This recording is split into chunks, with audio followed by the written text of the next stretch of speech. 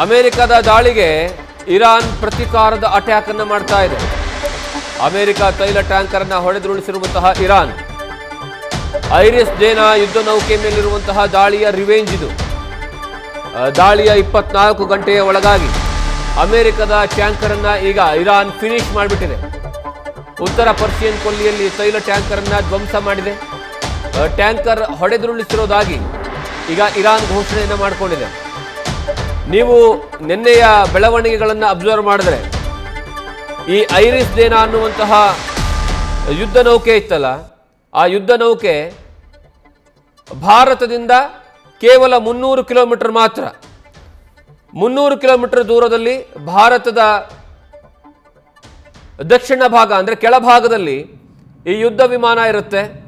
ಅಂದರೆ ಇದು ಬರೋದೆಲ್ಲವೂ ಸಹ ಶ್ರೀಲಂಕಾದ ಆ ಒಂದು ರೇಂಜ್ನಲ್ಲಿ ನೀವೇನು ದೃಶ್ಯಾವಳಿಗಳಲ್ಲಿ ನೋಡ್ತಾ ಇದ್ರಲ್ಲ, ಇದೇ ಐರಿಸ್ ಡೇನಾ.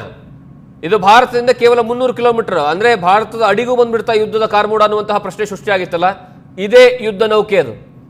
ನಿಮಗೆ ಇನ್ನೊಂದು ಹೇಳಬೇಕು ಅಂದರೆ ಇದೇ ಯುದ್ಧ ನೌಕೆ ಕಳೆದ ಕೆಲವು ದಿವಸಗಳ ಹಿಂದೆ ಭಾರತ ಮತ್ತು ಇರಾನ್ ನಡುವೆ ಒಂದು ಸ್ನೇಹ ಸಂಬಂಧ ಪ್ರಿಪ್ರೇಷನ್ ಅನ್ನು ಮಾಡ್ಕೊಳ್ಳಲಾಗ್ತಾ ಇರುತ್ತೆ. ಆ ಸಂದರ್ಭದಲ್ಲಿ ಇದೇ ಯುದ್ಧ ನೌಕೆ ಭಾರತದ ಜೊತೆಗೆ ಸಮರಾಭ್ಯಾಸವನ್ನು ಮಾಡಿರುತ್ತೆ.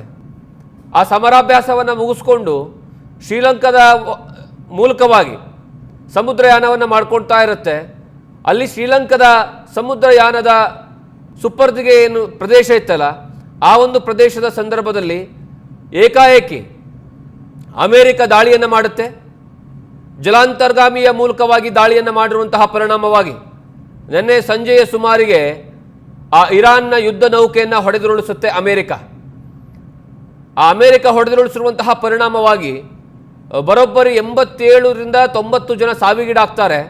ಇನ್ನು 100ಕ್ಕೂ ಹೆಚ್ಚು ಜನರಿಗೆ ಗಂಭೀರವಾದಂತಹ ಗಾಯಗಳಾಗಿದ್ದಾವೆ ಅನ್ನುವಂತಹ ಮಾಹಿತಿ.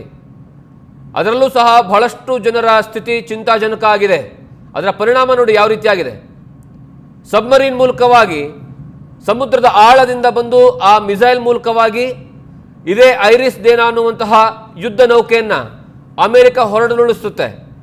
ಆ ಹೊಡೆದುರುಳಿಸಿರುವಂತಹ ಪರಿಣಾಮವಾಗಿ ಇವತ್ತು ಅಮೆರಿಕದ ತೈಲದ ಟ್ಯಾಂಕರ್ ಮೇಲೆ ಇರಾನ್ ದಾಳಿಯನ್ನು ಮಾಡಿದೆ.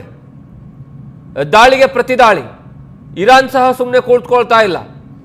ಇರಾನ್ ನಿರಂತರವಾದಂತಹ ದಾಳಿಯನ್ನು ಮುಂದುವರಿಸ್ತಾನೆ ಇದೆ. ನ್ಯೂಸ್ ಫಸ್ಟ್ ನಿರ್ಭೀತಿಯಿಂದ ನಿಮ್ಮ ಪರವಾಗಿ.